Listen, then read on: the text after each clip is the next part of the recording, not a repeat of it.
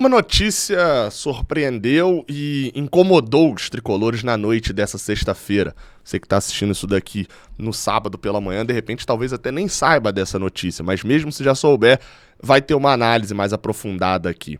O Fluminense, segundo a Raíza Simplício, repórter que até cobre o Flamengo, enfim, mas de vez em quando acaba também dando notícias de outros clubes, a Raíza Simplício tinha informado de que o Paulo Guerreiro, atacante que está livre no mercado, teria sido oferecido ao Fluminense. Marcelo Neves, depois repórter do Globo, também confirmado por outros repórteres, né, todos eles que a gente cita aqui como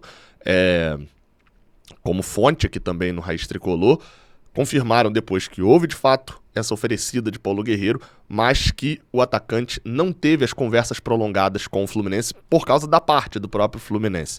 Tudo que você precisa saber sobre essa negociação, aí, se é que ela aconteceu, e também sobre a substituição de Fred. Fred encerra a carreira no meio do ano. Aonde e como o Fluminense achará o substituto de Frederico Chaves Guedes? Enfim, todas as informações sobre isso você encontra aqui nesse vídeo de Giro de Notícias.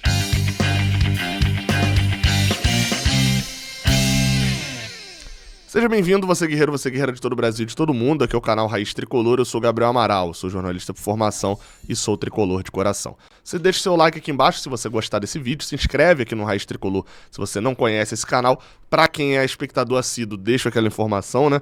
Estou, de fato, gravando um pouco menos. Como todo mundo sabe, meu filho já tá perto de nascer. Então tenho me dedicado também a outras funções, né? Tem Instagram também, tem outras coisas para poder acompanhar. Mas estou ali num ritmo um pouquinho menor, mas conto sempre com a sua audiência, com a sua participação, comentando aqui embaixo, falando tudo. Nessa semana a gente teve a entrevista aqui com o presidente Mário Bittencourt. Publiquei, se você não... Pô, Gabriel, não vou assistir 2h30 de entrevista. De fato, muito tempo, porém pouco, considerando que é um cometa que passa de 2 em 2 anos, né? Mais de 2 anos esperando o Mário falar aqui no canal. Obviamente faltaram muitos assuntos, faltou estender mais alguns assuntos que o tempo não nos permitiu. Mas, tem os cortes aí, né? Tem aqui no canal, tem trecho falando, muito importante você assistir o trecho falando sobre voto online, por exemplo, é bem importante, o trecho sobre SAF, enfim, recomendo você assistir. E também recomendo que você baixe o aplicativo OneFootball. Por quê, Gabriel? Porque, pô, vale muito a pena, cara. Eu deixei aqui o link na descrição, mas eu deixei aqui embaixo também, aqui na tela, um QR Code, que é o exemplo que você sempre usa aqui. Essa época de mercado de transferências, etc., vai sair muita coisa em verdade, enfim. E o mais importante de tudo, mais do que você tá alheio a tudo, mais do que você tá só sabendo, você tá sabendo na hora, sabendo naquele instante. E é por isso importante de você estar baixando o OneFootball. Eu sempre faço isso, né? Aqui para mostrar o quão rápido é. Apontou a câmera pra tela que tá aqui, ó. A câmera do seu celular já vem aqui direto, ó, pro OneFootball, ou pra Apple Store, ou pra Google Play Store. Já tá aqui pra você, o meu caso já tá instalado, né? Então, já tá aqui pra você baixar, beleza? Ou aponta a câmera pra cá, ou acessa o link que tá na descrição. Vamos embora falar de Paulo Guerreiro.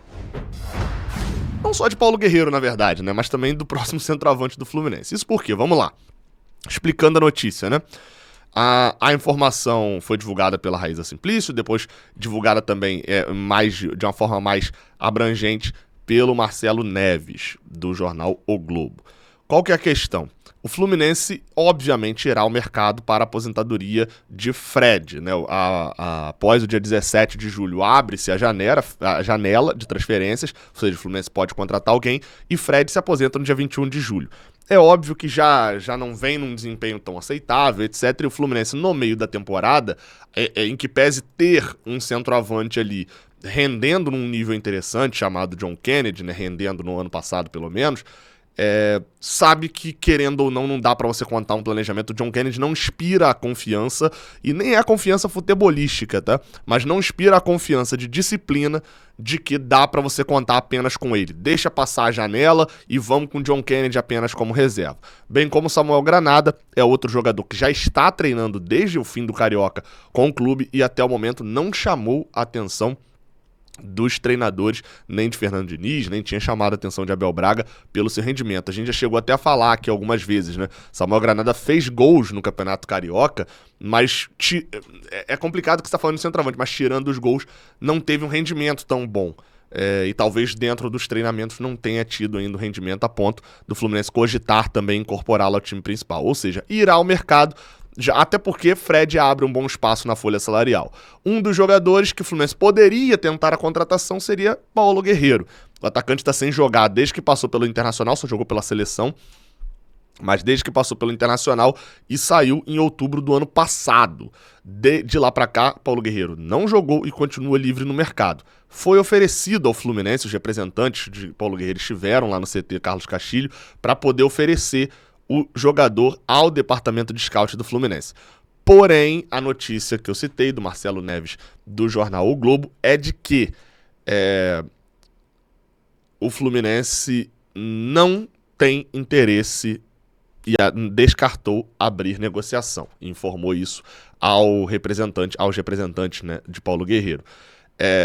A idade, né, de Guerreiro, vale destacar, 38 anos e sem jogar. A gente viu o que a gente passou com o Fred no retorno dele em 2020, né? Ele ficou ali praticamente 6, 7 meses sem jogar e a gente viu como é que ele demorou a engrenar, que só foi engrenar mesmo no início da temporada de 2021. Paulo Guerreiro tem a mesma idade de Fred, né? Apesar de ser um pouco mais cuidado fisicamente, seria um problema gigantesco ter um centroavante dessa idade. E, claro, apesar de ter se cuidado um pouco mais, mas tem a lesão, ele teve uma lesão no joelho, lembro qual dos dois que foi, que deu sérios problemas dele lá no período que ele passou no Inter. E, além de tudo, a questão financeira, né? Paulo Guerreiro é um jogador que não tem um salário baixo, essa informação é até do Vitor Lessa. Não é um jogador que vai chegar como uma aposta pro Fluminense. Seria algo como foi Germancano. Germancano não era uma aposta do Fluminense, ele era uma contratação. Óbvio que toda contratação é uma aposta, mas ele não era... o Fluminense não estava contratando um jogador para ver no que é que ia dar. O Fluminense esperava algo de Germancano e eu diria até que ele tá rendendo um pouquinho acima do que se esperava, né? Um centroavante matador tem feito um pouquinho acima, leia-se, fazendo gol de título, por exemplo, e tá com um número bem alto. Bem, mas eu até coloquei um tweet, e acho que pra fechar esse vídeo é interessante isso, eu coloquei um tweet, enfim, falando sobre a notícia e botei ali, em tempo, vai ser difícil realizar essa contratação. Fluminense vai ao mercado, aqui como eu falei, o que tá em casa é complicado. E a gente tá falando da mesma equipe, seja o Scout, seja o Paulo Angione ou o próprio Mário Bittencourt, responsável pelo futebol, centralizando o futebol também nele. A gente tá falando da mesma equipe que contratou Felipe Cardoso, né? Sempre bom a gente lembrar disso. Em 2020, já essa equipe de futebol foi responsável por colocar no banco do Fluminense Felipe Cardoso e insistir nele até o final. Então a gente também não pode ter essa garantia toda em contratações, não. Centroavante é a posição mais cara do futebol mundial. É o cara que faz gol, é o cara que resolve e é o cara que, obviamente, custa mais. Se o Fluminense não for investir financeiramente em compra de jogador, vai ter um problema. Por quê? Você tem... Sabe, todo mundo acho que já ouviu isso, né? Sabe aquela analogia que todo mundo faz, que é bem assim, quando você é jovem, você tem muito tempo livre, mas você não tem dinheiro, porque você não trabalha.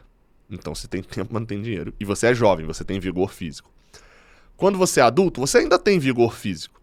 E você tem dinheiro, porque você trabalha. Mas você não tem mais tempo, você está trabalhando. Então você tem o vigor físico, tem o dinheiro, mas não tem o tempo. E quando você está mais velho, já é idoso, você já se aposentou. Então você tem dinheiro. E você tem o tempo. Você não tem mais o vigor físico. A contratação de centroavante é mais ou menos isso nesse momento para o Fluminense. O jovem com vigor físico e com dinheiro,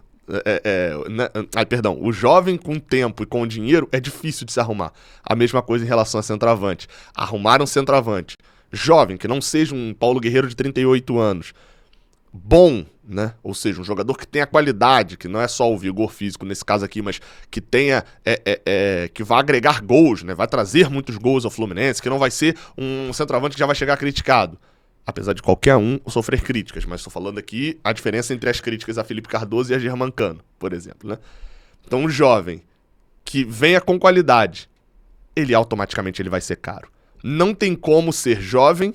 O único lugar que vai entregar pra gente um jovem barato e que tenha qualidade se chama Xerém.